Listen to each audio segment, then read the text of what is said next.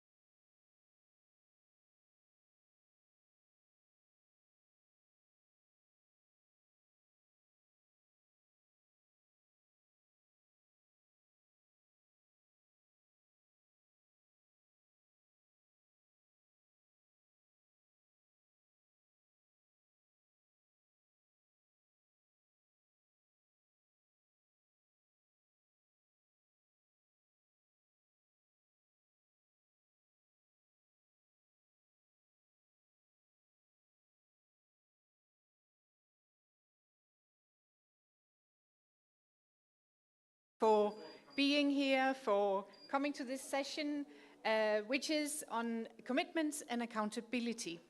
And commitment and accountability is something that the Global Alliance of NGOs have worked on a long time. It's the theme of the conference, which is something that we are very, very pleased about. We also know that accountability and making commitments and being accountable is not just a simple task, it's something that's very complicated. And we all have committed to a 50% reduction, and in full transparency, at the Global Alliance of NGOs for Road Safety, when we put our strategy together a couple of years ago, we are accountable to the 50% reduction, and we have put that in writing, and this is on our website. This is we're very clear about, and we're contributing to that.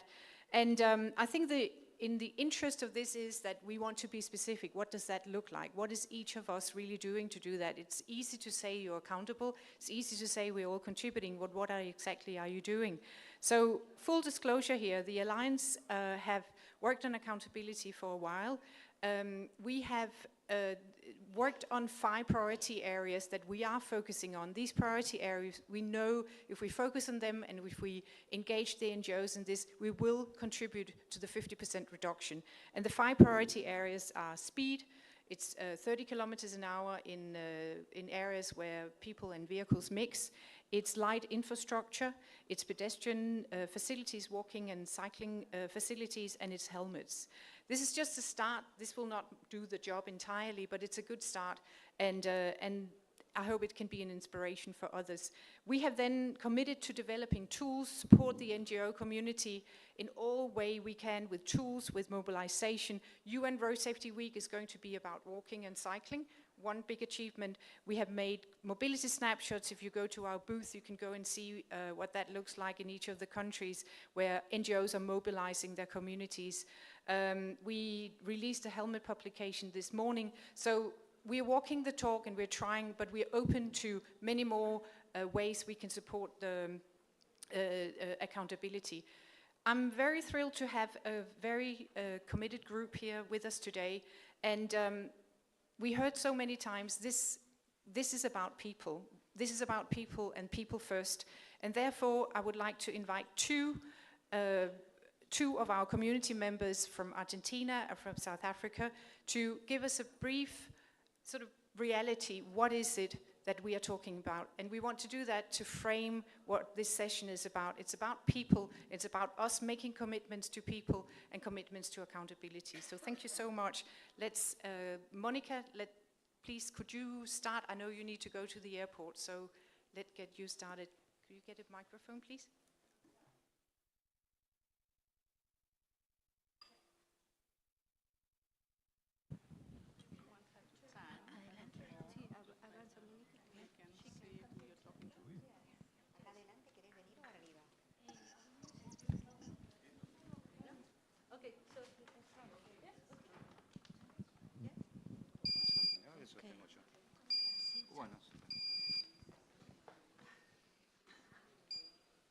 Good morning. My name is Mónica Huanque. I'm from Neuquén, Argentina, Patagonia. And I navigate through my world in my power wheelchair. Like many of my fellow people with disabilities, moving the street through the city street in my wheelchair is challenging and often unsafe. I want to share with you that how I was born with disability. You see, in 2017, some signs that changed my life forever occurred. After leaving my workplace, I was run over by a car making a U-turn, running under red light, and then flying the scene. My body is through 8 meters, and my wheelchair was shattered into 3 pieces. The polytrauma I sustained that they worsened my disability. What I want to emphasize today is the importance of making people with disability visible and raising awareness among our drivers that we, too, are part of the street. We deserve to move safely with dignity and without fear. Our presence should be acknowledged and all right respected, for we share the same space and the same society. We need more ramps, safe and well-maintained, sidewalks, audible traffic signal, clear signaling, designated space, and accessible public transportation. All for this must be guaranteed by laws and public policies. I am deeply grateful to the Global Alliance team, that the OMS and the ONU for giving me to honor to speak today here. And also, I want to thank Vivian Perrone and Sandra Torres, and by making us visible, we can have faith in the society that is truly inclusive and equitable. Thank you all so much for listening. And I have to go because my airplane is back. Thank you very much, Monica, for sharing your story. I think it's important for all of us to remember why we are here, why accountability to everyone, all the road users, is so important. Thank you for that, Monica, and safe flight. The next person I would like to invite here is Caro Smith from South Africa. Caro, please, do you want to get up here?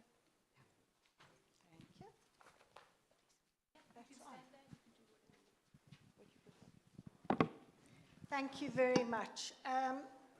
I am from South Africa, so what I would like you to do is to put on a filter on your glasses, a dark filter, because I am an African. My family were born there, my grandparents were there, I am an African, all right.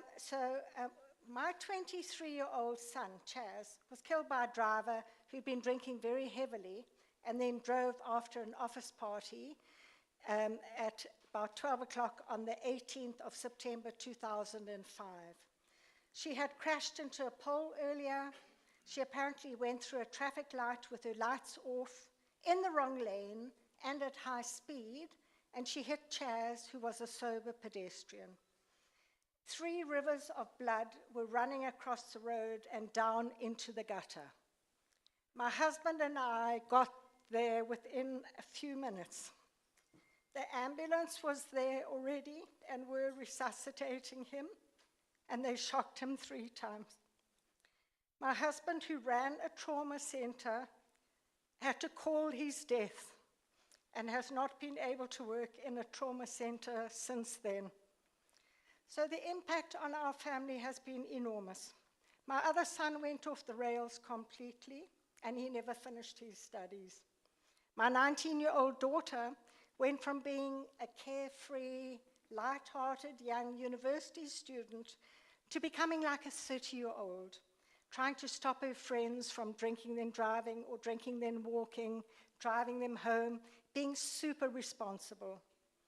I suffered flashback nightmares for months and months, in fact years afterwards. And when I counsel new victims, because running South Africans Against Drunk Driving, we meet the victims, we actually go to court with them and uphold their rights. I become re-traumatized each time, and I then have flashbacks. So navigating the system was very, very difficult and frustrating. So the accident report said there were no witnesses. My son was a world-famous rock star, and all his fans were waiting outside the nightclub after they had played at a big gig. And so there were lots and lots of witnesses. So it happened outside the nightclub. I had to go out at night to find them. There was a lot of intimidation of the witnesses.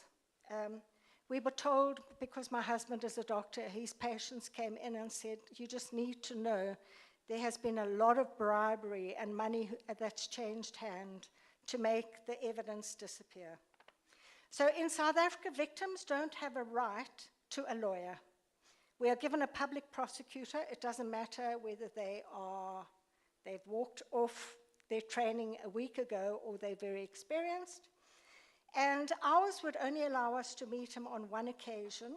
He was extremely dismissive of our advice, even though I was an alcohol expert. I am a psychiatric social worker who actually specialized in alcohol, blood alcohol, all that, when it came to units. And he wouldn't take our advice. He said he knew better than us. Nor would he meet with the victims before the trial. So the lack of evidence collected and presented led to a not guilty evidence being given. Right. That does not mean she was innocent. So what took place and what should have taken place? South Africa's conviction rate for drink driving is between 2 and 7%. Post-crash investigation is often very, very flawed, and investigating officers are very poorly trained. So what could have prevented his death? We need to take a whole safe system approach to the problem. People drink and drive in South Africa because they can get away with it. We need a system that protects people. We need good laws and enforcement of these laws. We have some of the best laws in the world, but they are not enforced. In this case, it means more alcohol testing. We have 13 million drivers. We need 13 million tests. We only do about 500,000, and of that, the conviction is 2 to 7%. So we need better data, including better crash investigations to get justice for the victims. We need safe road infrastructures. So the speed limit outside this nightclub, where the youngsters were going forwards and backwards between nightclubs, and people were having a good time. Some of the people obviously would be intoxicated between different bars and clubs. The speed limit was 60 kilometers.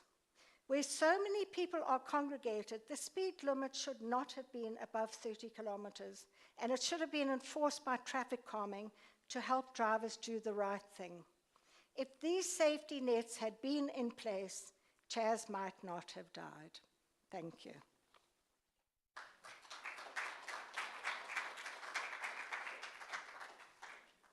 Thank you, Caro. Thank you, Monica. We just wanted to make sure we're putting this into perspective and why we're here. It's for the people. and all. So to set the stage and be sure that we have a frame we're talking within, Jacknor, please come to the stage. And Jacknor is from the George Institute for International Health. Please help us understanding what accountability and commitments are and setting in a frame for it. Thank you. Thank you, Lotte. I don't think I can do that very well after listening to the realities and the lived experience and how people change pain into action. So really, thank you for sharing your stories and genuinely inspiring us. Really, loss of words. I will try and put in a framework, but I will try and start with a story. I am a terrible storyteller. My children very quickly dismissed me from that job and hung up to their grandmother. And now they're older, they anyways don't want to listen to me. So I'm hoping that these guinea pigs, which are you today, would help me upskill. So this is a story about 4 people named everybody, somebody, anybody, and nobody. There was an important job to be done, and everybody was asked to do it. Everybody was sure somebody would do it. Anybody could have done it, but nobody did it. Somebody got angry about that because it was everybody's job. Everybody thought anybody could do it, but nobody realized that everybody wouldn't do it. It ended up that everybody blamed somebody when nobody did what anybody could have done. How do you feel about the word accountability at this point? Okay, I'll carry on. The word accountability has immense weight. It originates from the Latin word computere, which means to calculate or reckon.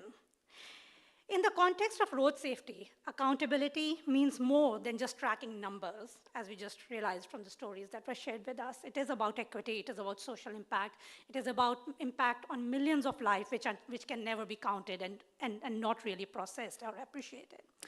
It signifies a commitment to action, responsibility, and transparency. Simply put, it's being answerable for something. It involves a clear understanding of roles, responsibilities, agreed upon expectations, and mechanisms for feedback and course correction. Accountability is the cornerstone of achieving our road safety goals. We must ensure that commitments made by the governments here over yesterday and over the next 2 days, businesses and NGOs translate into real measurable outcomes. Kind of going to do a bit of field check over here. The idea of being watched or judged is discomforting.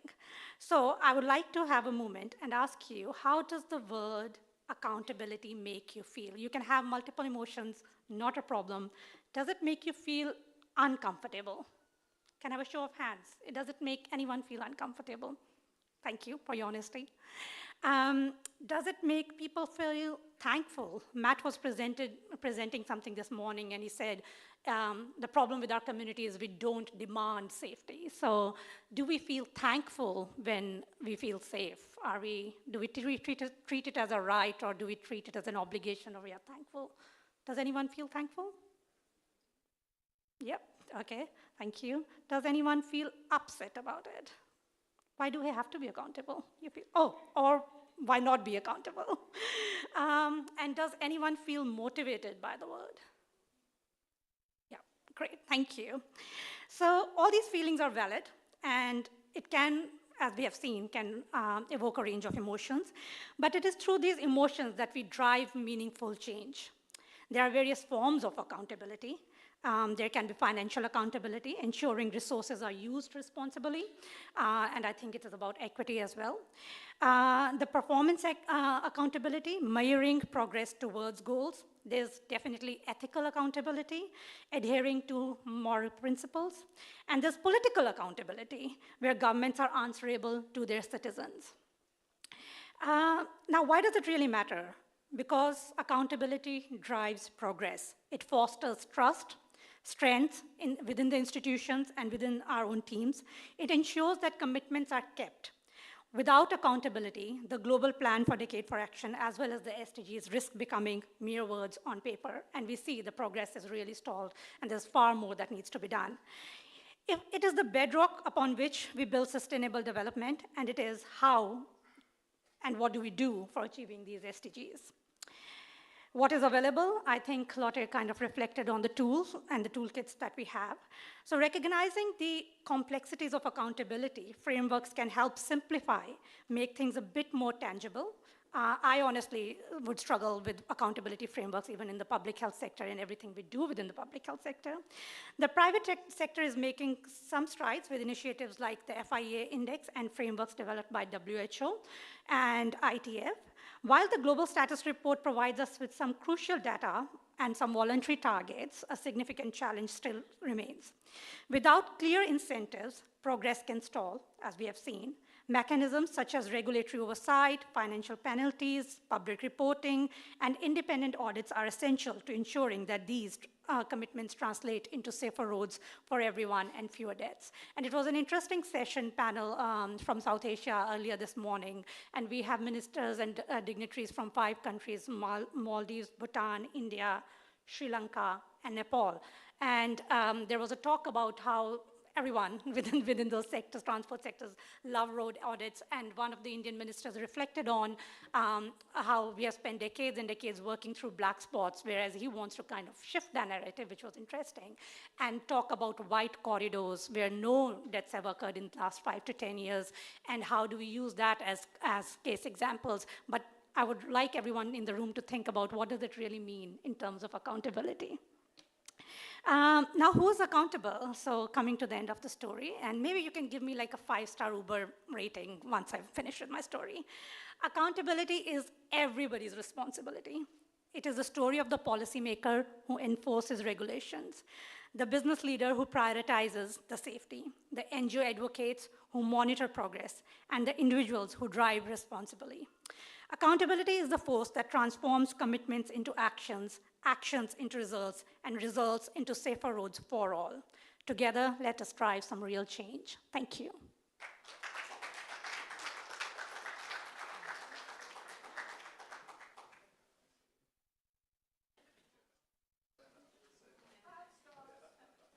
Five stars.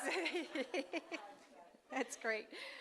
I thank you very much, Agnor. Thank you for that story. I think we were as confused as one could be, and that's really what we don't want. So let's get some clarity to this topic. And I would like to invite this distinguished panel to stage. Nawal El-Moutawakel, please join me as I'm introducing you.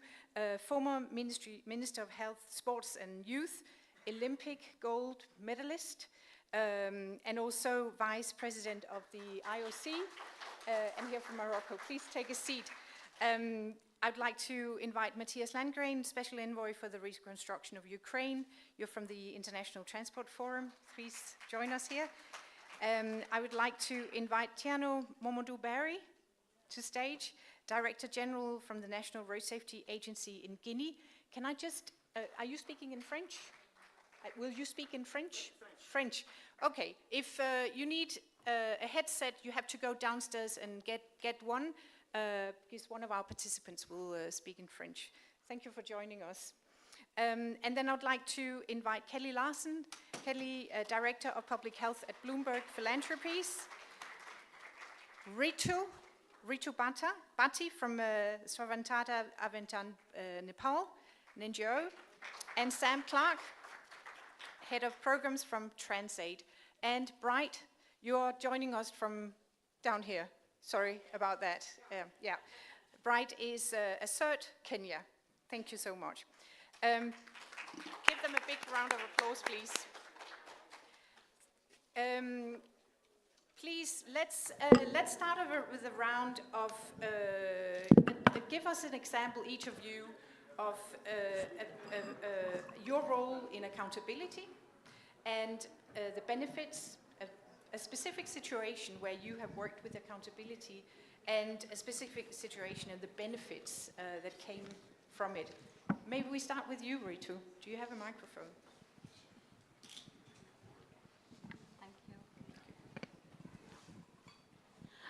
Thank you, Lotte, and the Global Alliance team, and thank you to the government of Morocco, for this invitation.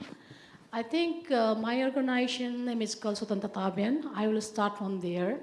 And we have been working on the road safety from the perspective of human rights. And when it comes to human rights and the rights of the people to have a healthy life, healthy environment, the right to be freedom from fear, and right to be the safe mobility. And from us, when it comes to right, it's the accountability of the government to ensure, to promote, protect, and fulfill the responsibility towards their citizen in collaboration with the different stakeholders. And there comes the private sector. So from our experience from last a decade, what we have learned is like seeking accountable with the government is required a process. It's, within the government as well, there are different, what you call positions. One is the political leaders, the second is the bureaucrats, and comes others stakeholders. And the language that we use for them is different. For example, if we talk with the political leaders, they do not care about the data. They do not care about the incidences. They care about the voters, with whom they got the vote. The constitutions of the political leaders is their voters, and that is the language. The second is the bureaucracy. They have their terms of reference, and they have the targets. So you have to have a such language with the bureaucrats. So I end up here, and maybe another session I will tell more what we have been doing. And we have been working with the parliament members and the bureaucrats and the policymakers at the national level. Thank you. Can I just ask you a question while I have you here? Because you say it's the government who has the responsibility. You're coming from the NGO sector. What is your role in accountability? Yes, as an NGO, NGO is like they have a dual role. One is a critical mass who raise the issues that has not been seen by the government. At the same time, they are the allies of the government because not all the governments have the capacity to look the issues and have a technical capacity. So as an NGO, we have been accountable as a critical mass as well as the facilitator. All right. Thank you. Thank you. Maybe we can go to you, Bright. You're also an NGO, and we just heard from Nepal and from a human rights perspective. Do you have anything to add about the role of NGOs in accountability, please? First of all, I just quickly want to say that I've been in this road safety space for over 2 decades, and I'm a person that has done full circle with working with NGO, I said, for almost those 20 years, and then the last 2 years, consulting with the Global Road Safety Partnership. And at some point, worked with government at the National Transport Safety Authority. So a lot of back and forth. But from the NGO perspective, all my work has been and will continue to be around advocacy in terms of even when I was in the government, I was in the government representing NGOs at the National Transport Safety Authority. So I had internal advocacy where everything that was done, mine was to ask what's the role of NGOs, what's the role of NGOs. At the NGO level, working with parliament, working with policymakers, and being able to drive policy changes in my country, like the putting of the school regulations, speed limits around schools. Though we wanted 30, we got 50. And now in the consultancy space, working with grantees as well, looking at how supporting their advocacy work.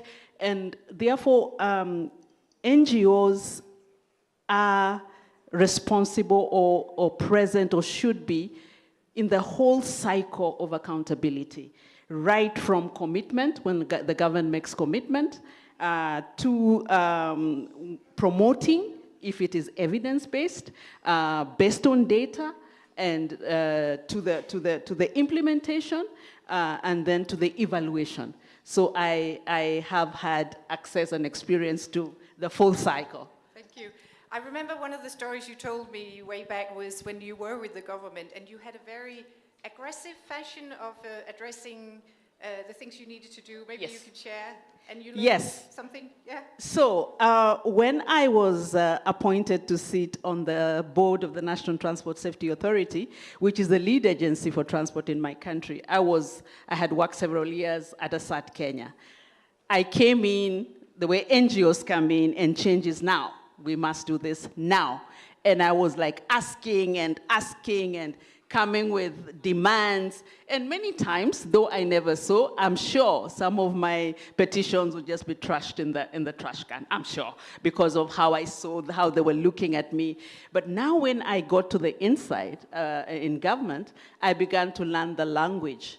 I began to learn what ticks for them. How do I make my agenda relevant to what it is the government is doing? For example, how do I make road safety an economic issue? How do I make road safety a rights issue, depending on which ministry? How do I make road safety an education or a health issue? So that now became a little more palatable, and while doing that, we were able to shift a lot of policy in terms of laying foundations like the helmet law, we are still working on the drink driving laws, and government is in the process of reviewing the act, where we'll be supporting to make sure that it's evidence-based. So there was a shift in terms of the approach, and that for me was a learning curve. Yeah, thank you. I think it's such an interesting story, and Sam, I know you also have some insights, but let me just hold that. Matthias, I'd like to go to you, because you are sitting here with a lot of hats on, and one of the hats that we know you with from Sweden was as part of the government. Ritu tells us that it's the government's responsibility. Bright talks about how the partnership and how we can support and the role. Give us some of your reflections on this, please. Well, thank you so much, Lotte, and thank you everybody for coming here. I think it's a perfect venue. As you can see on the screen, I am a special envoy for the reconstruction of Ukraine at the International Transport Forum, but as Lotte said, I was vice minister for quite some years in Sweden for transportation and proud host of the 2020 Stockholm conference together with my minister, of course.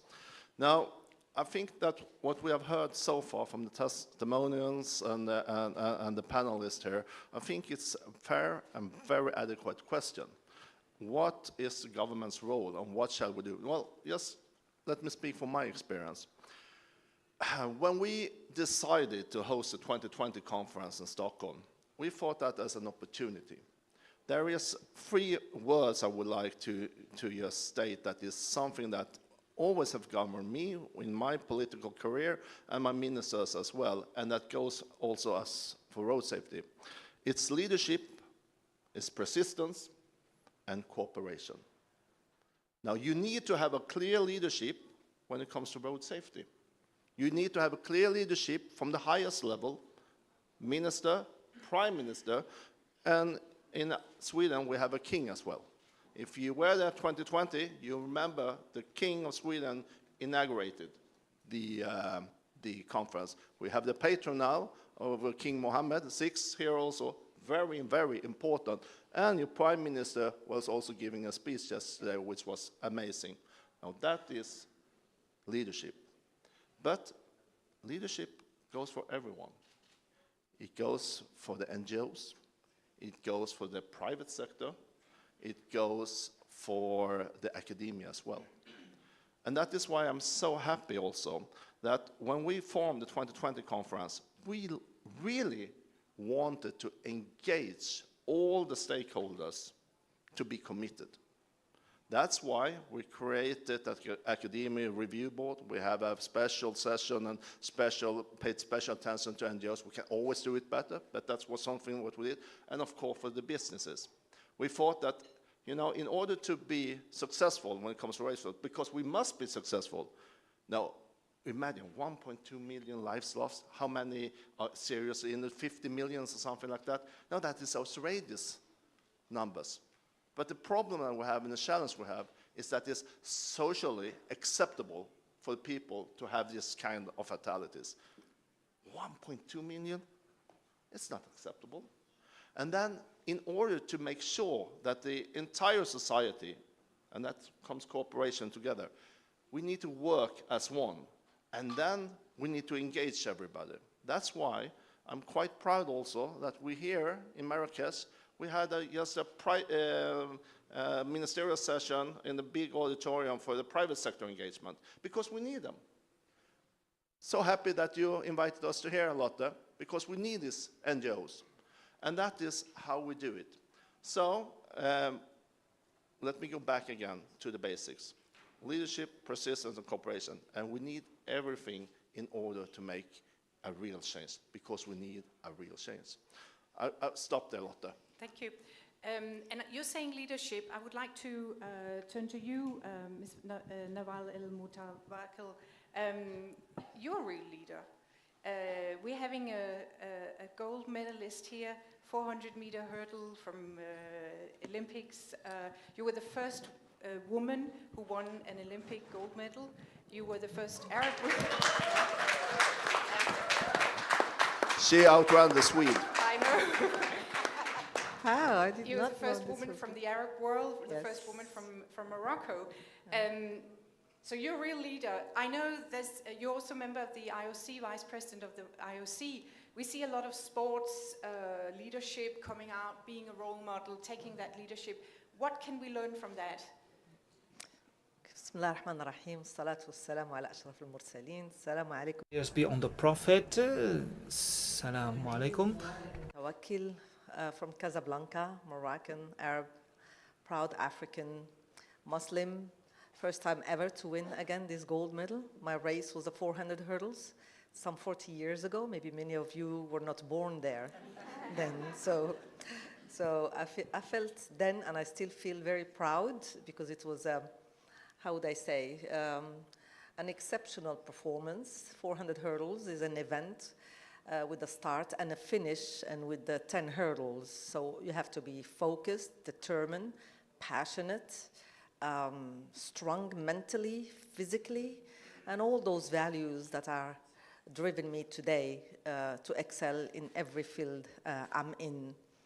And so I trained so hard for all my life, and all it took me is 54 seconds, 61 hundredths of a second to win.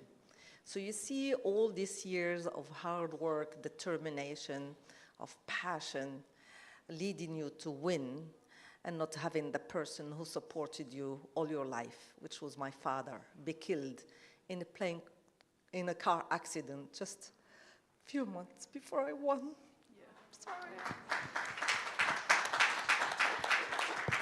Sorry. And Do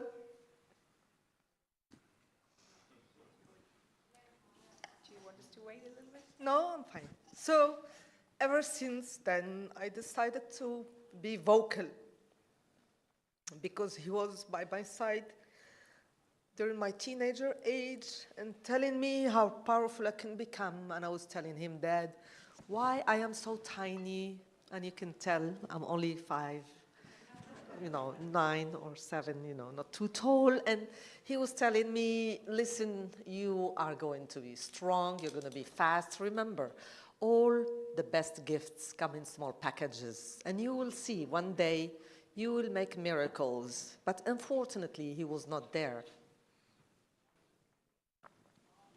Sorry about this, I'm still emotional about all this.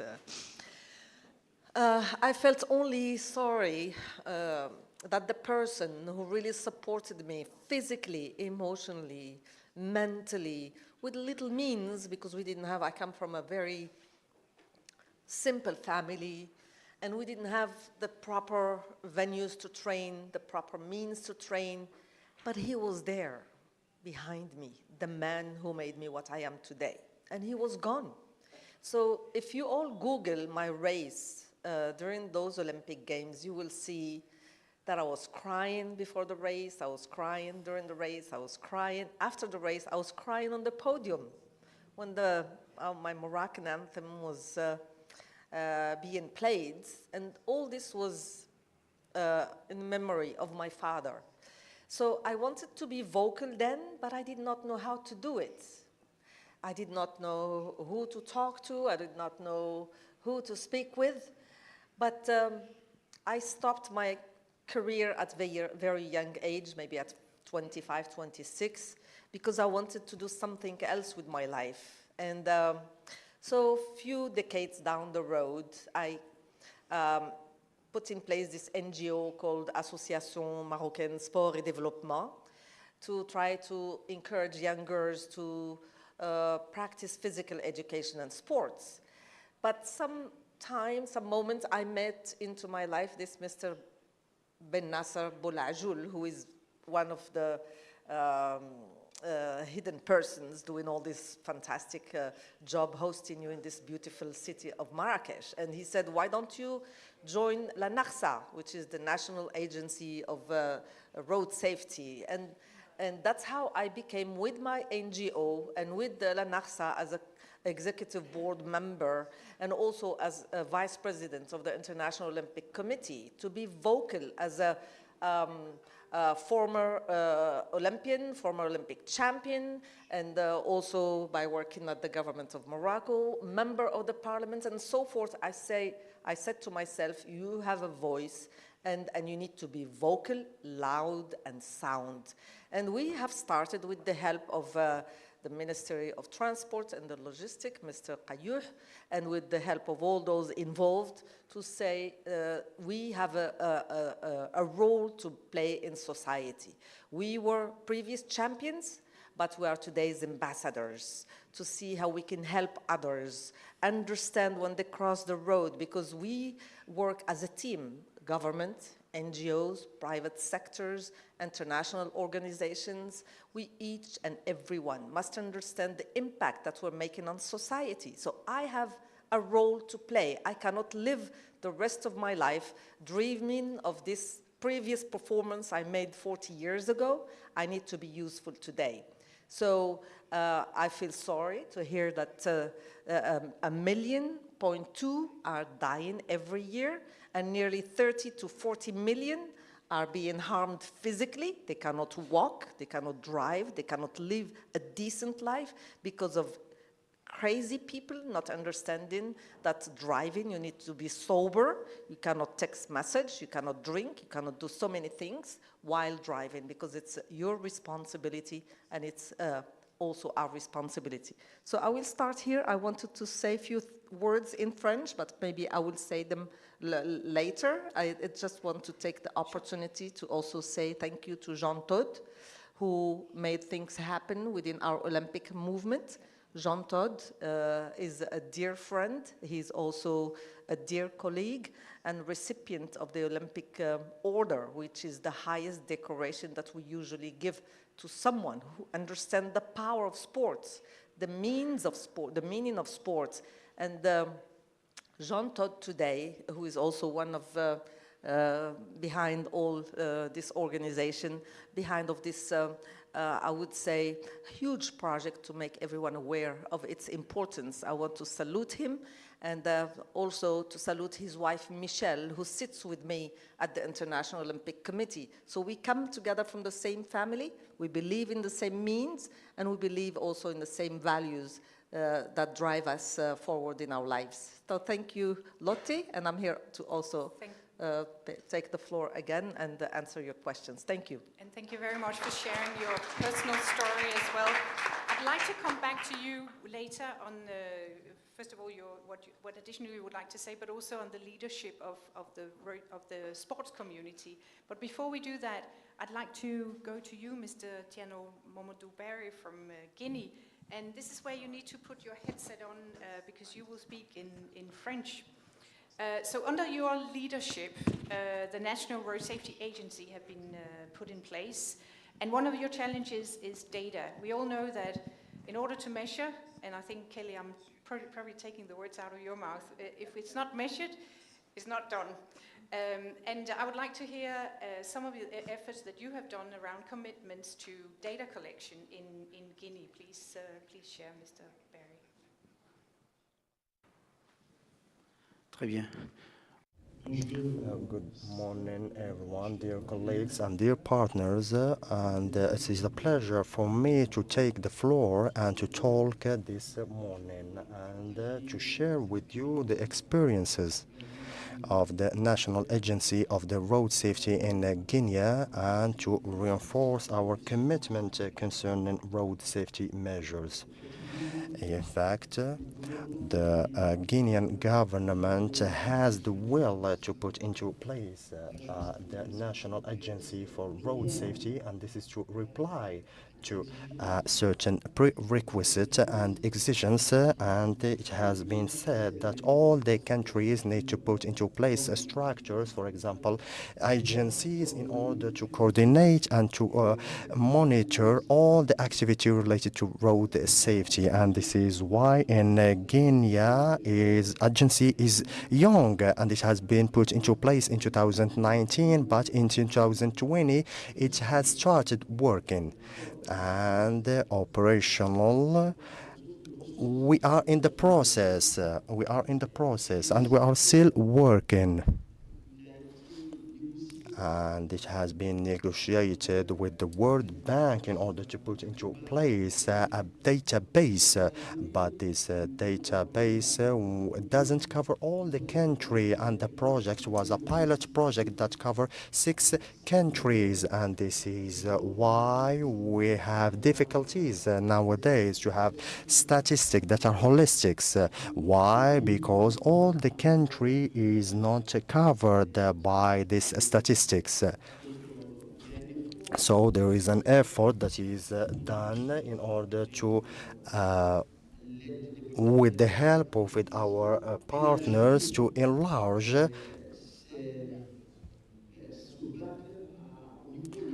to the national level, but today the work that we are doing today in order to retrieve the data of road crashes, and we are working a lot with the police officers and with the gendarmerie and with the hospitals and with the local authorities, and we have focal point when there is an accident or road crash. We have a tool.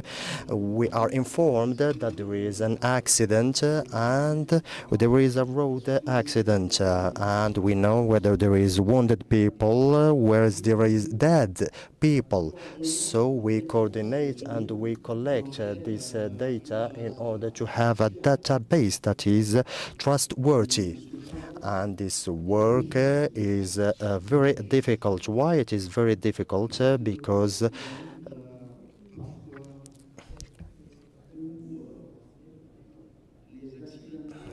road crashes or the places where the accident occurred, we don't find it because there are certain accidents that are taken toward doctors, and this is why we don't have figures that are trustworthy. Perhaps, for example, the parents take the victim and they take them home or toward certain places that are unknown in order to receive the treatment. So the effort we need to have, there are certain accountment with the Guinean Minister of Transportation, and I would like to recall you, we are working with the Ministry of Transportation. So in Guinea, I think that the Guinean government will highlight and will put the action in order to be able to reinforce this database, because it is crucial that this database should need be reinforced in order to be able to have holistic statistics, because without this statistic we will find difficulties while changing our policy in curbing accident. And so in a nutshell, we need to have statistics in order to take the necessary measures. And we need to specify what is the cause of the accident, and we need to work on this statistic in order to improve the questions related to road safety and to reduce road crashes or the death rates. You shared that the Road Safety Agency is relatively new. It was put in place in 2019, and under your leadership and under the minister's leadership was functional from 2020. and also that you have been part of a World Bank project that has put in place a database. It's a pilot, it's a small-scale pilot, but you are collecting crash data, statistics right now, but also a lot of challenges that are with collecting data, especially sort of ensuring that they're recorded properly, that they're monitored properly, that the data entry is done correctly, but also the sources of where the crash victims are coming from, what had happened. There's a lot of challenges on that. Kelly, I would like to, Kelly Larsen from Bloomberg Philanthropies. Data is one of your big core points. If it's not monitored, if it's not counted, it's not happening. I think that's the first time I met you, that was what you said. Maybe you said it a little bit differently, but that was the essence. So I know recording and monitoring the efforts, and that's part of accountability. If we don't have a baseline to start from, how do we know what we are talking about? Could you share a little bit about the philanthropies work, your work with Bloomberg on this with your country, and maybe some of your experiences, the challenges that you're facing? Maybe you also have a good story. Yes, thank you, Lotte, and thank you, everyone. It's great to be here. I have directed our road safety work since 2009. I'm joined by Becky and Levanta on the team. And we are really working to ensure better, longer lives for the greatest number of people. And I want to just thank the testimonials today at the beginning of this session. Those testimonials hold all of us accountable, because we oftentimes get lost behind the data, but when you hear these heart-wrenching stories and the effects that it has on those people who have lost someone in a crash or who have been injured by a crash. Bright, you can't join us because you're injured in a crash up here. I want to come down and stand by you, but I know you understand. So thank you for your work to hold us accountable, and it motivates us to really make a difference and to reduce road traffic fatalities and injuries. If you can't measure it, you can't manage it. Those are not my words, those are Mike Bloomberg's, and we are fully committed to measuring progress across the countries and the cities that we are supporting through the Bloomberg Philanthropies Initiative for Global Road Safety. We're in the last year of a 6-year commitment, working in 15 countries and 27 cities and 2 states. And I think the data is helping us hold everyone accountable. The national governments, the cities and states that we're working in. And I do want to reinforce the importance of NGOs in holding governments accountable. We really double down on supporting NGOs to push governments to strengthen road safety laws, and we've seen some considerable progress in laws that have been passed in the locations that we're working, and that has been through strong civil society advocacy. So could not strengthen laws without NGOs, and Lotte, you know that too, as the head of the coalition. But I will say that we invest significantly in improving and strengthening data, and also in collecting data. So at the outset of our initiative that began in 2020, we ensured we had the leadership in the locations that we were working, and we are using data to hold mayors or equivalent level, the highest level of government at the subnational level accountable by strengthening data, so we understand where crashes are occurring, why and when, so they can prioritize their efforts, the city's efforts, to strengthen their, reduce road traffic crashes, injuries, and fatalities. And then also following the data. So we work very closely at the city level with different agencies to develop reports. So we can say over time, have road crashes and fatalities increased or decreased. And we have seen some pretty significant progress. Obviously, we're working across the world to reduce road traffic fatalities by 50%. In Fortaleza, that we worked with closely for 5 years, they did in fact reduce road traffic fatalities by 50%. We're seeing significant progress in some of the cities where we're working, where we're seeing a reduction and a commitment by the city to strengthen data and to coordinate across different agencies, because we know road safety is just an intersectoral issue. And so it's been a great opportunity, and we're hopeful that we will continue beyond 2025, and really proud of the partnerships that we've had, both at the national and subnational level, but also with local partners around the world. So thank you very much. Thank you, Kelly. Yeah, big applaud to the work that you're doing, and I think, Sam, you're also semi-part of it in Kenya, because Kelly talks about monitoring, she talks about the management of this, but also about the reports that are being done. I would like to, could you share a little bit about how do we do this monitoring for advocacy, and how do we use this for accountability and for commitments as NGOs? Sam, you're based in Kenya, or you're working in Kenya? We are working in Kenya. I'm not actually working with Kelly, but we do link up in Mombasa. Yeah, just a bit of background. We've been implementing, or we set up and established a coalition, a motorcycle safety coalition in Kenya.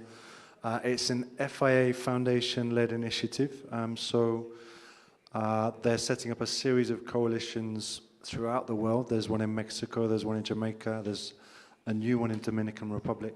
We were the first in Kenya. And effectively, I think when we first sort of started that work, we were looking at the coalition as an accountability mechanism.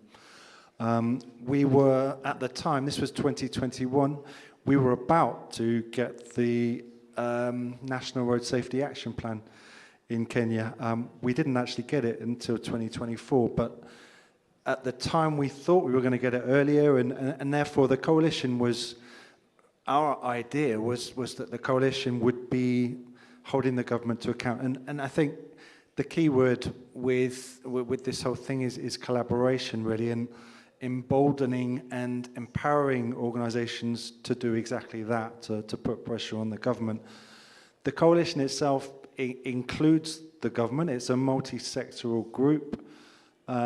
It's not against the government.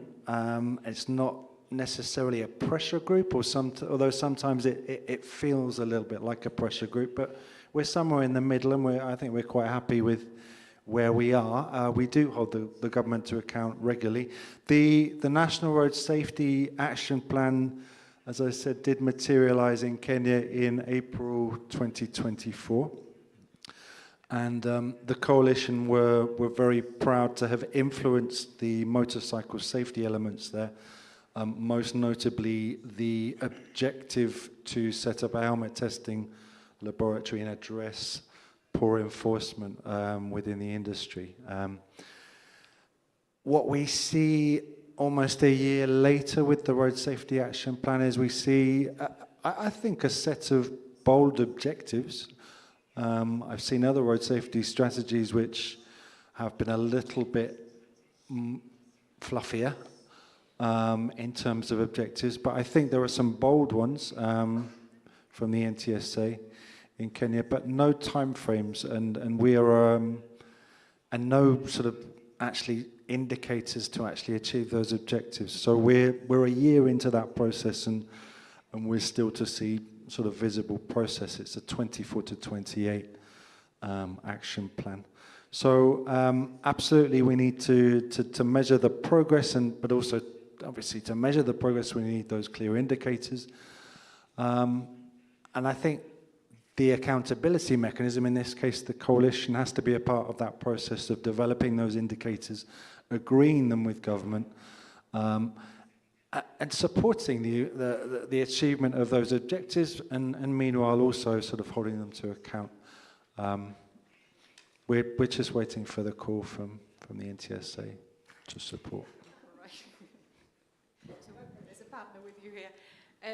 Just digging a little bit more into this data, how data can drive accountability. I think, like, maybe indicators, you mentioned indicators. What indicators are most efficient, and what does an indicator for monitoring advocacy and accountability commitments, what does that look like? Do you have an example, Bright, please? Yeah, first and foremost, there's a very useful tool that the Global Alliance has come up with called the Accountability Toolkit. And I know I had started it in ASAT in 2021, was it 22, thereabout, and tracking progress. And you track progress from the place of commitment to the place of resource, to the place of implementation of any particular risk factor.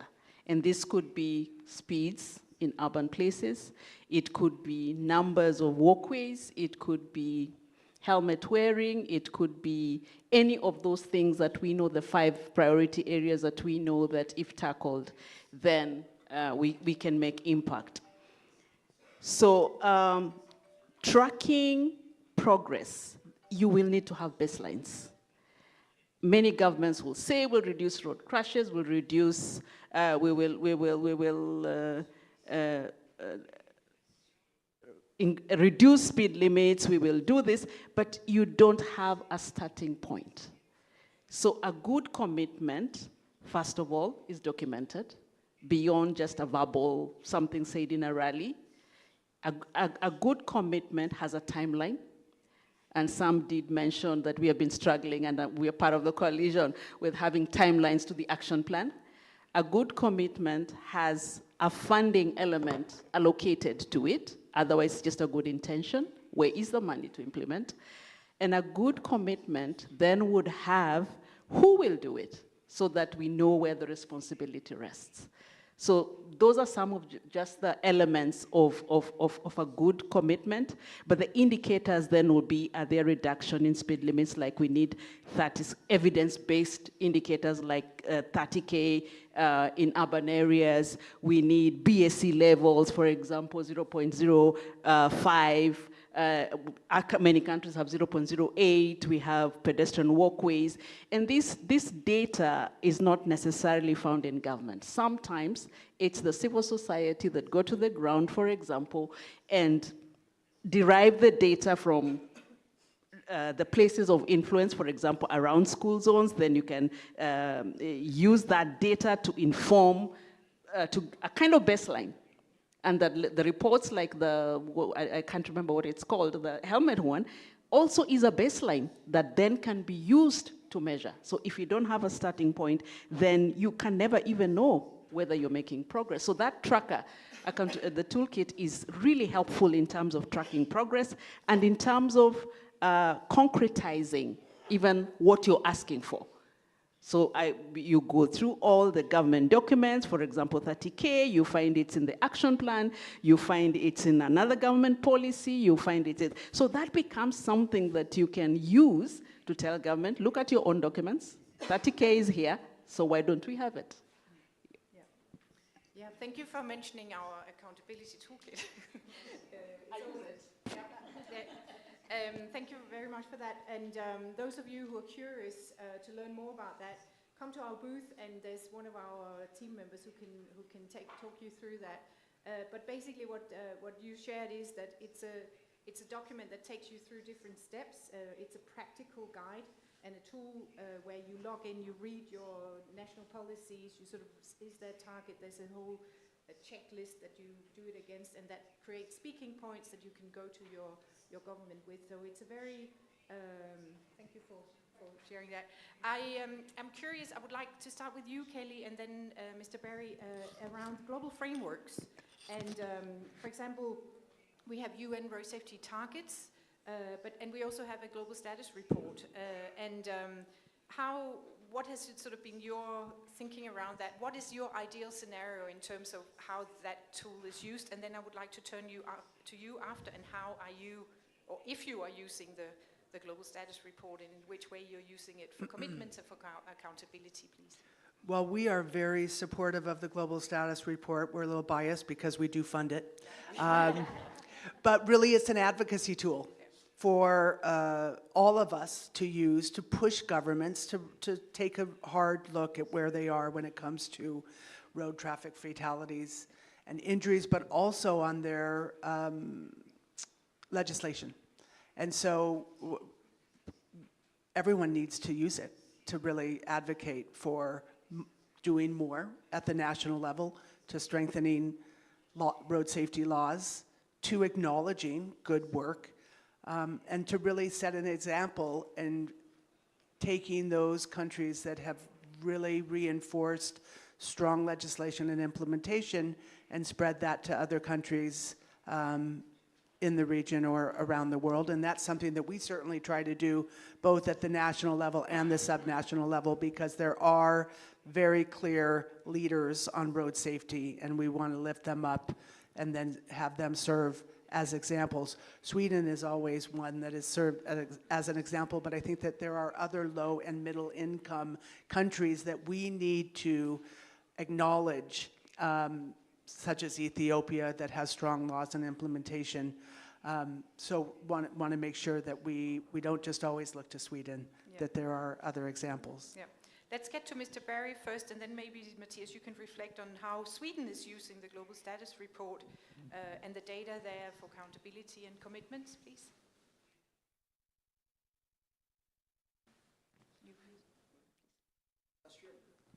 You in Guinea? Oui. Comment la Guinée utilise? Yeah, use the Global Status Report. How does Guinea use the Global Status Report? That is created by or done by WHO?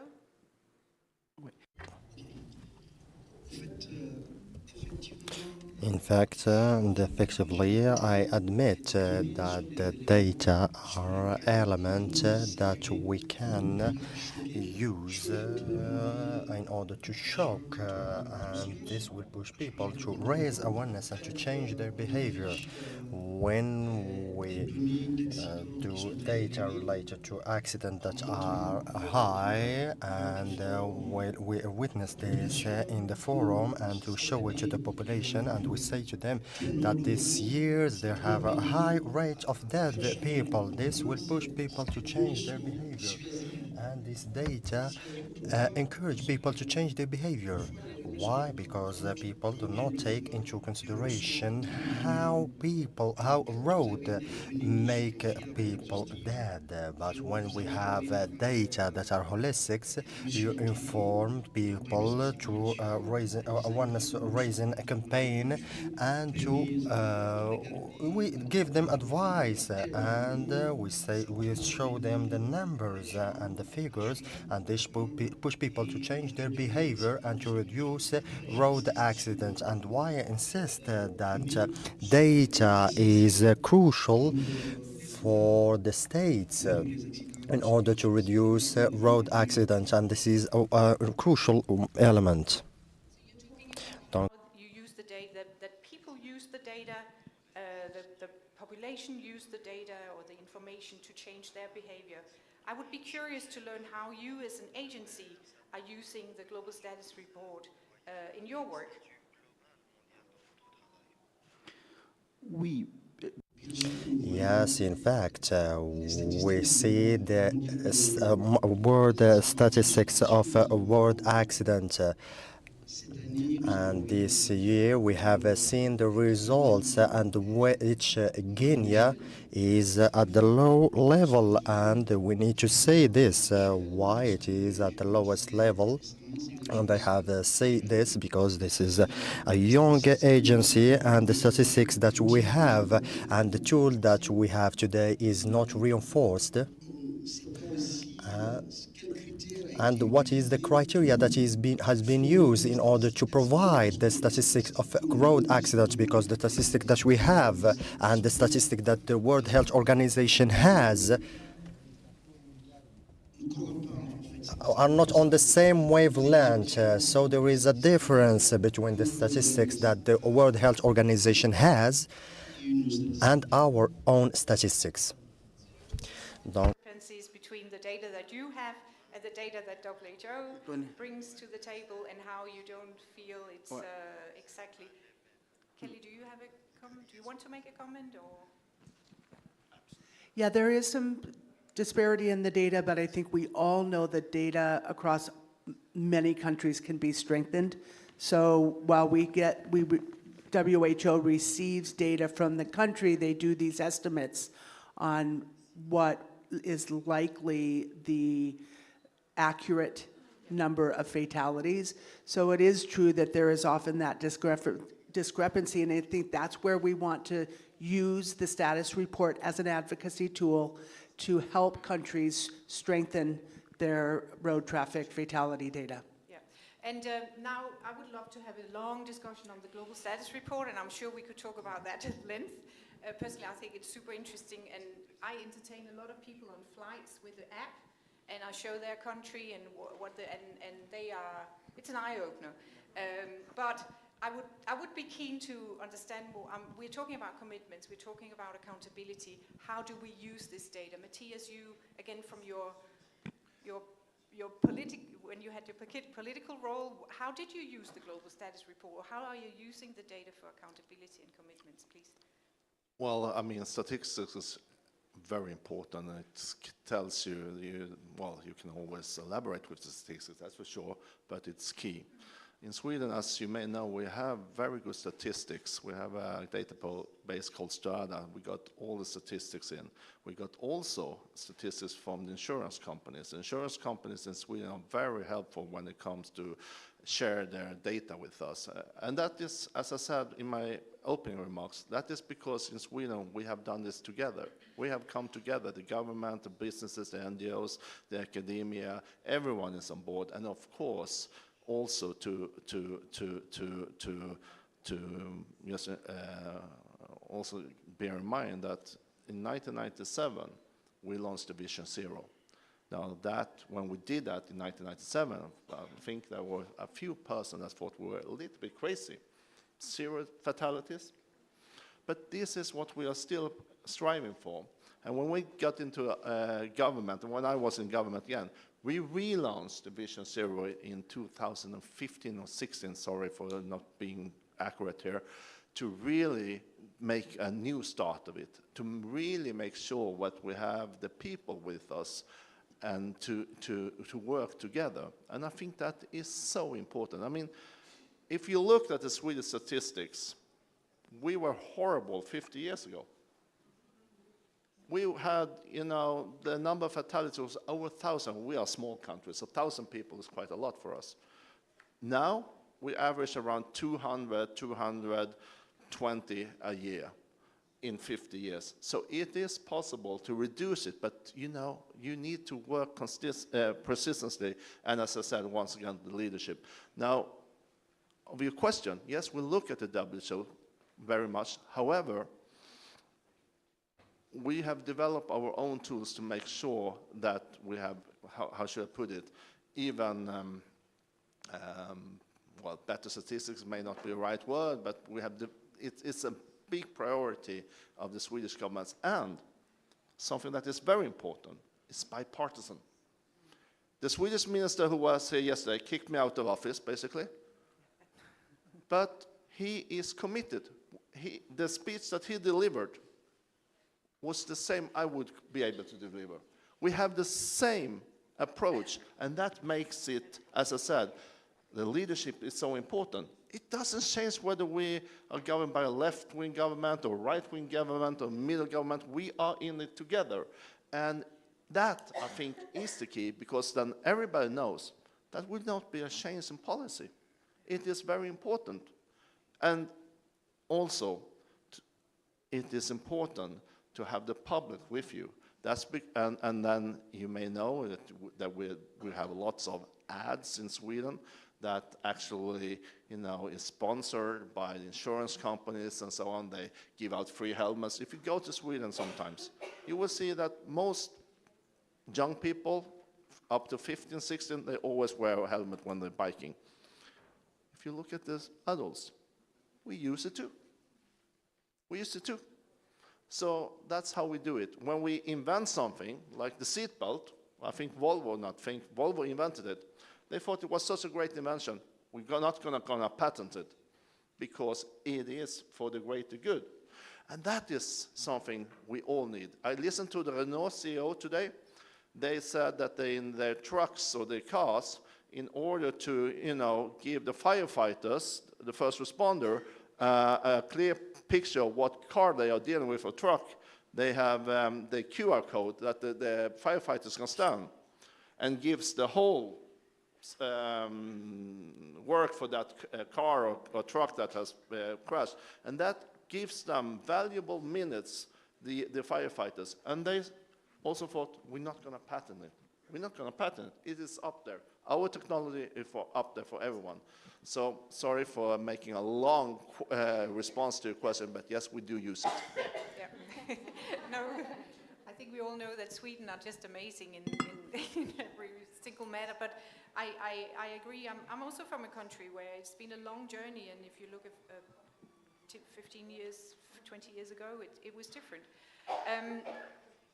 Both Ritu and Sam, I'd like to hear from you around commitments on the ground, fulfilling commitments by agencies. The helmet standards, for example, commitment to have quality helmet standards. What are some of the challenges that you see, and are there ways that we as NGO can help overcoming them? Let's start with you, Sam. Thank you, Lotte.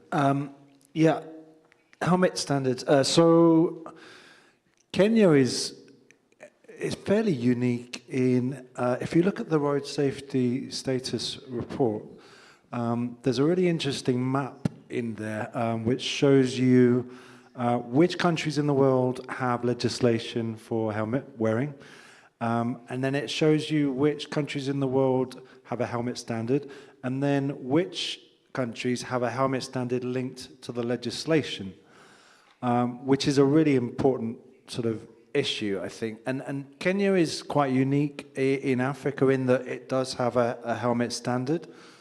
It's not a UN standard, but it is a standard, and it is a respected, relatively robust, it's been reviewed, strong standard, and it links to legislation. So in theory, every helmet on the streets in Kenya that's for sale must comply with that standard. They must have a Kenyan Bureau of Standards label on them to show that certification. The truth is that the Kenyan Bureau of Standards do not have a helmet testing laboratory, and therefore no means to actually implement that standard. The standard was introduced in 2012. So what we have in Kenya is probably the vast majority of the market dominated by substandard helmets which are coming in from outside of the country, largely from India. And obviously Kenya is a gateway to Uganda, to DRC, to South Sudan, and all the helmets coming into the country travel those routes. So there is a massive, massive impact in not having that testing capability in Kenya. So our objective, and like I said before, the objective within the National Road Safety Action Plan is to set up a helmet testing lab. We're here to support that and move it forward. Unbelievably, you can set up a helmet testing lab for $250,000 US, and the impact is obvious. It's going to stem the flow of substandard helmets. It's going to stimulate Kenyan manufacturing capacity to make helmets in the country to the standard at an affordable rate for a group of people, the motorcycle users in Kenya, who are earning $9, $10 a day. So they can't afford your $20, $30, $40 helmets. So massively important. But obviously the government are having, despite the standards there, the substandard helmets are on the market. There's a missing link there somewhere in terms of the enforcement, and enforcement is absolutely key, and that's where we're struggling in Kenya. So Bright and myself are working to persuade private sector that they should be contributing to helping us establish a helmet testing lab. We're also speaking to international donors to do the same. So we'd love people to join that cause. Yeah, and I think we're all behind you and really want to support. I'd like to hear from Nepal as well, some of the work that you're doing to sort of maybe call out the government, call out the agencies for their responsibility. And I'm sorry, I have one more question because I would like to open the floor for 10 minutes left. So we have a few questions from the floor. So if you could just be brief, so we assure. That will be like very short. Like actually, we have some policies. Like in the bigger policy, there are some statement about having wearing helmets.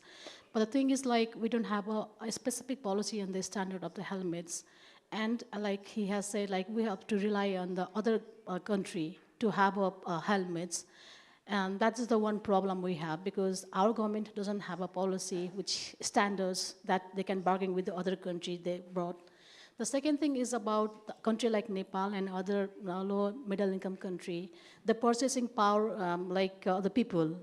We have so differences. If you go to the urban city, they are elites, like they have people with the money. They can have what latest the safety models of the helmet. You can see in the urban area.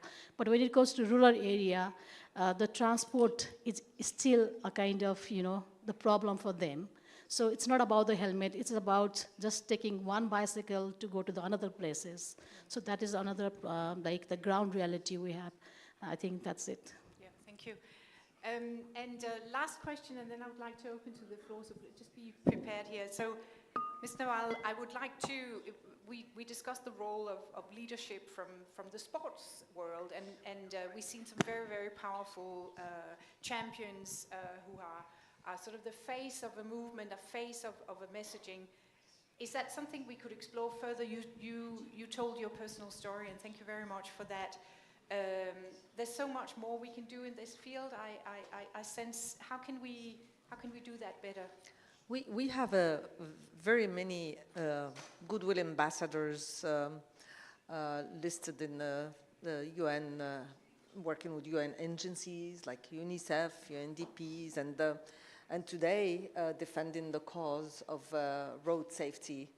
And many of them would like to adhere to this cause. And this can be the beginning of still a long list to do. And we at the International Olympic Committee, with our stakeholders, who are the international federations, national Olympic committees, and all other stakeholders, are understanding the power of sports and the impact of every champion being the ambassador of one cause to adhere to the system. And so you will see that there are few here within this conference since yesterday, today, and even tomorrow.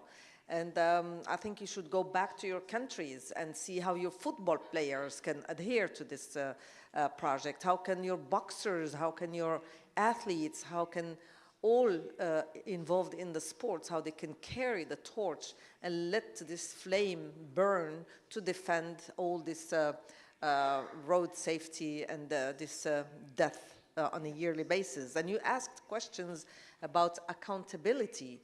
And I ask myself, and we should all ask ourselves, are we doing enough? Are we turning our commitments into actions, or we're just sitting there and watching, not using all these appropriate persons to help? Because government alone, NGOs alone, civil society, private sectors cannot do things on its own. I think it's a teamwork. And so accountability is key. So setting targets is not enough. We must track progress, we must evaluate the impacts, and we must hold ourselves responsible, like I said, for delivering a safer roads.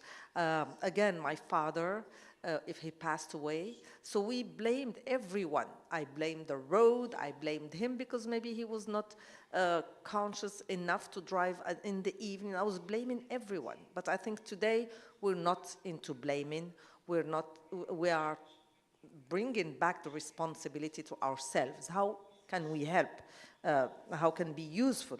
So governments, policymakers, civil society, again, all these must be taking their own responsibility. So commitment alone is not enough. We must act today, here, and now in Marrakesh and beyond. So in Sweden, we took actions, and we're taking today some actions, and in 4 years, so we should not come back again and repeat the same recommendations and declarations of Sweden, declaration of Marrakesh, declaration. So we need to act here and today. So as an athlete, as a former champion, and as a sports leader, and as a vocal advocate about this topic, I have seen for firsthand how sports can inspire discipline, how sports can inspire accountability and teamwork. All these are qualities that are essential for road safety. So in sports, as on the road, there are rules and regulations. There is a stop, there is a sign. Like in my race, there is a start, there is a finish, there are hurdles, there is a referee. You cannot do whatever you want to become a champion. You cannot be using illegal doping, drugs to win. So it's like safety in road. So as an athlete, you cannot win without following these roads of the games. Similarly, drivers, cyclists, and pedestrians must respect traffic laws, must respect speed limits, must respect signals to ensure safety for all. Again, just like my race. So athletes, they understand this, and they know the power of sports. And they know that every detail counts. A split of a second can mean the difference between victory and defeat. Can also mean, for somebody that drives really badly, death or life. So on the road, the vigilance is even more critical. So athletes train very hard. They train many years, day and night, to improve performance and to prevent injuries. So likewise, road users must be educated and trained to navigate roads responsibly, and they can start from an early age. And this is our role as NGOs and agencies. And I understood this maybe later in my career, but I understand the impact that we're having today as champions on the younger generation. So no athlete wins alone. So it's, again, a teamwork. Success depends on a teamwork. On the road, every driver, every pedestrian, every cyclist has a role to play in society to ensure safety. So road safety is not an individual effort, again. So it's a collective responsibility. So today, we need to come out from here with a shared responsibility. And again, the power of sports can give to society. So we have a unique opportunity to make road safety a universal cause supported by all sectors of society and by each and every one of us here. So let us implement road safety education again, programs from an early age by drawing inspiration from the disciplines of sports. Sports has many values, and I'm using them today, and I see how successful it is nowadays. So thank you for taking too long. I know you're... Thank you very much. No, I think it's very inspiring, and I think there's some good points being made there, which are really good for us to bring with us. We have 5 minutes left, so I think we have space for, depending on how long your answers will be. Let's start with one. Thank you very much for the very important... Would you mind introducing yourself, please? Yes, Ahmed Shilbaya from the Global Alliance, but also responsible for an Egyptian NGO, the NADA Foundation for Safer Egyptian Roads. And thank you for the very important session and the panel, and for everybody for attending this. This is critical for us, for NGOs. Ms. Nawal, I was born when you won the gold medal. You inspired me to play 400-meter hurdles, and I got 52 seconds in the 400-meter hurdles, so thank you for that. Now, going back to the theme accountability, and I heard from the respected guests different ways of accounting to that, but there are 4 themes that come to mind as it relates to accountability: responsibility, obligation, answerability, and consequences. So if I ask myself as an NGO, civil society, are our stakeholders obligated towards us? I'm not very optimistic about that. Are they answerable to us? I'm not very also optimistic. Are there consequences if they do not achieve the targets? That's also another issue. So I disagree a little bit with my colleagues in the civil society organizations that we have to be nice. And I think we are at that stage where the clock is ticking and we have to mount the pressure. Not every size fits all. So there are machinery in different settings, in Sweden and other settings where democracy and politics allows for accountability of responsible places. But in our region in Africa, maybe that's missing. Are there, a question to you, are there other ways to mount the pressure on those who are responsible and who could move the needle, especially at this last hour of where we are? The other thing is that, yes, of course, responsibility and accountability is for everybody, mainly the government, but also the private sector is accountable. How do we mount the pressure on the private sector? How do we mount the pressure on international organizations? I'm a bit disappointed of our international organizations, the WHO, the World Bank, and others. They have the tools to pressure our governments. I'm a bit disappointed of myself that I'm not mounting pressure on our governments. So the question again, how can we mount the pressure in settings like ours where we don't have that machinery of elections and our stakeholders accountable to the public and so on? Okay, anyone? Yeah, Matthias? Should we take the other question? Let's take the other question, so we, just in the interest of time. Hi everyone, salam alaikum. My name is, I'm Zohra Bouhdidi from Morocco, PhD student. I want to say thank you for being here and welcome to Morocco. Miss Nawal, الله يرحم الأب ديالك إن شاء الله ندخلوا كاملين الجنة إن شاء الله. May Allah bless the soul of your father. For you all. So my PhD wrote the safety education. So from your experience, what are the most effective ways or method for evaluating road safety programs? So a quick question. Thank you so much. And one more for the gentleman next to you. The gentleman next to you there. Could you just... Yeah. And then we close, sorry, in the interest of time. Yeah. Thank you very much. I am Pate Balde from the Road Safety and Driving Standard Association, the Gambia. I wish to acknowledge and thank each and every one of you for giving me the opportunity as the first of its kind to be part of such a session. Alhamdulillah, being a citizen journalist by profession, I have been writing about road accidents occurring in my country, a small country like the Gambia, less than 3 million people, but road accidents are always highly reported in our country, almost daily. Excuse me, if you have a question, please. Yes, so based on this, I just want to, my question here is very simple. It's just about the commitments and the accountability. How do we expect to strengthen our abilities in terms of accountability within our governments and the private sectors, among other stakeholders? So thank you very much. Okay, great, thank you. So we have 3 questions here, and please chime in. First one was around the pressure. How do we all put additional pressure? Then was one around evaluation of programs and how that contributes to accountability. And then the last question around how do we, generally ensure accountability and commitments at government level, please? Well, I can start with the first question. I think this is a perfect example. We're holding the 4th Global Ministerial here in Africa. You can see that a lot of ministers from Africa is participating. And this is the first time we have this on this continent.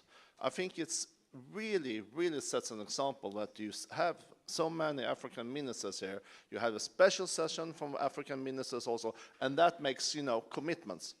That makes pressure, and that is absolutely necessary. Now, there was some discussions before we come to this global ministerial, if there should be a special session for Africa. And I think it's absolutely vital. I think it's absolutely vital that you have it, because that addresses, that makes, you know, the governments not to crawl under some stone and hide. They are also, you know, highlighted. You see a lot of NGOs, you see the philanthropists, the foundations, you see the businesses, you see the academia, that everyone is engaged. Now, how could you leave from this conference with not being in touch? How can you leave from this conference with not feeling, oh, I need to step up my game? So I think that is extremely good that we have conferences like this in countries that, you know, take the leadership. Morocco has done it, and they do it for the entire country and the world. So I think that's self-evident. Can I just add to that, that accountability does not need to be adversarial. So we have these you know, ministers that are here. Let's support them. They're making commitments. They can do so much more, and we can support them in doing that. Yeah. Yeah. Roll with Jose. The situation, like, I can understand the pain that, because after the Sweden, now we have a 5th minister in Nepal. So you can see the changes in the 5 years. So the thing is, like, there is no particular one solution for the accountability. So I will just say my experience in 1 minute. We work with the political parties as well, because these political parties will have minister in the Ministry of Road and Transport, and that person will be responsible, or that political party will make that minister to responsible to work on that. That is what we are thinking. And in terms of bureaucrats, there are a number of engineering colleges which they didn't have to have a road safety issues. Now they have started discussing about the road safety issues. So engineers who are coming from the engineering college, who will be the bureaucrats, now have an understanding about the road safety. So this is how we do. In terms of evaluation, just like to add one more point. What we did was, like, thanks to her and her team for the data, these are the baseline, but then also, like, we are working with the community, their engagement. There's a SDG goal you achieve by 2030, but there are things that is not happening in the community. So it's the community who will go there, they will understand why it's not working and what is the reason behind it, and they recommend it to the local government, they recommend it to the province, they recommend it to the national government. So I believe that as an NGO, we are a critical mass. At the same time, we are the bridging between the government and the people who are, you know, who have the right to live. So thank you. I am very sorry. I know both of you would like to say something. Maybe you can have a private, maybe people would like to come up. I have promised to finish the session here on time, which is already not happening. Thank you so much for being here. Thank you. Let's give a big round of applause to an amazing panel.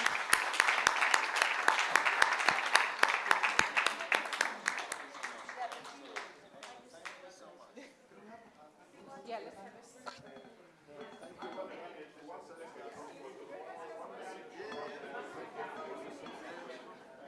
Would you please come down? Yeah.